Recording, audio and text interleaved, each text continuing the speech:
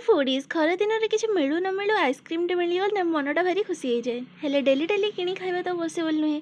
तेणु चलतु आज मात्र 3टी जिनस घरे ढेर सारा आइसक्रीम प्रस्तुत करवा।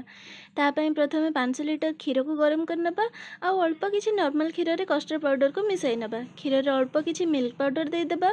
क्षीर फुटिया पर कस्टर्ड पाउडर मिसाई रखिथिबा क्षीर को देदेबा। तापर टेस्ट अकॉर्डिंग चीनी आउ किसी ड्राई फ्रूट्स दे अल्प किसी समय फुटाई बंद करदेबा।